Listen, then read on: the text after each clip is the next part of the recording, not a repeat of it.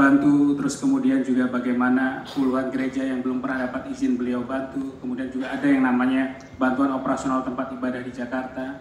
Dan mungkin kalau teman-teman di Papua ingat ya cerita-cerita tentang Anies dibaptis, Anies dapat nama Yohanes gitu. Tentu ingat kan waktu itu, zaman masa-masa Pilpres pada waktu itu. Dan beruntungnya sekali kejadian itu terjadi di rumah saya, Bapak Ibu. Rumah saya di Jayapura, di Kabupaten Jayapura. Jadi ketika beliau datang ke sana yang hanya berkunjung, bahkan kunjungannya bukan dalam rangka program kerja Pak ya, kunjungan kekeluargaan, mampir karena sedang ada agenda di sana. Tiba-tiba dapat framing Anies dibaptis, Anies menjadi Yohanes namanya, dan itu sama sekali hal-hal yang mungkin kita dengar tanpa kita, tadi Pak Anies juga sempat sampaikan, tanpa kita mencari tahu lebih dalam tentang fakta-fakta, menggali informasi yang lebih dalam, itu semua bisa terbantahkan, atau kalau kita punya kemauan untuk belajar juga hal-hal seperti itu terbantahkan. Betul begitu Pak ya waktu itu ya? Saya terusin sedikit, ini sebenarnya kebetulan, Billy ini moderator pengganti sebenarnya. Moderator pengganti.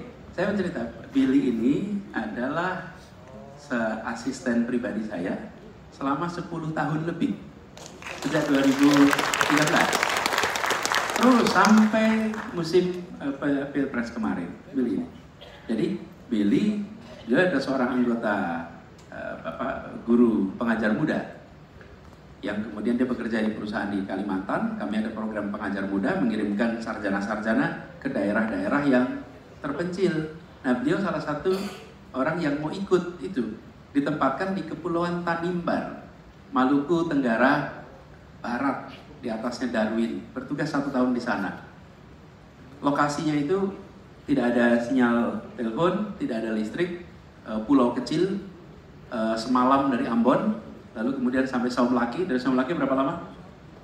18 jam naik perahu lagi, ke pulau lebih kecil lagi, sampai pulau lebih kecil lagi, 4 jam pakai motor laut, 4 jam, 6 jam. Jadi Bapak Ibu terbang ke London bolak-balik itu sudah sampai ke sana belum sampai. Tanya jawabnya ini. Dia bertugas di sana, selesai bertugas 1 tahun, kemudian menjadi asisten saya, bekerja bersama kami. Nah, poinnya adalah, beliau anak seorang penginjil di Papua. Ayahnya adalah seorang pendeta. Ayahnya seorang pendeta di Seruni. Karena itu setiap kali saya ke Papua, saya mampir ke rumahnya Billy. Mampir ke rumah orang tuanya, karena orang tuanya juga kalau ke Jakarta mampir ke rumah saya. Nah pas mampir itu nggak tahu di framing macam-macam pula itu.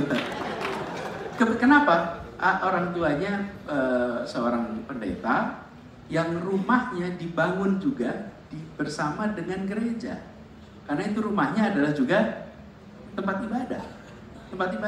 Nah, tapi kan ini semua nggak untuk diceritakan Bapak Ibu. Maksud saya mau menceritakan ini bukan air keras loh. Ini kan air, nggak usah. Ya itu adalah sejarah kami yang tidak bisa dihilangkan di dalam perjalanan hidup kami. Jadi pernah ada kejadian lucu nih, Pak, ini Billy nih, pas lagi kampanye Pilkada Jakarta, pakai baju putih-putih semua, waktu itu putih sama coklat. Kami mampir satu tempat pas maghrib, jadi sholat maghrib. Kami semua sholat maghrib, Billy nggak sholat maghrib kan? Di luar, sudah selesai acara, terus imamnya di situ mendatangi saya, Pak Anies, lain kali pastikan semua anak buahnya kalau sholat ikut sholat. Karena dia sendiri yang berada di luar. Jadi karena orang mengiranya pasti kalau timnya Pak Anies semuanya Islam. Tidak, tim kita macam-macam agamanya. Jadi ini semua adalah ya Indonesia ya begini. Betul tidak saya? Nah, inilah warna yang sesungguhnya.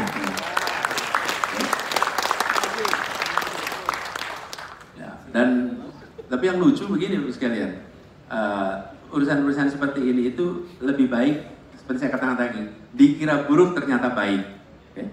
Daripada dikira baik dipuji-puji bermasalah, gitu. Betul nggak?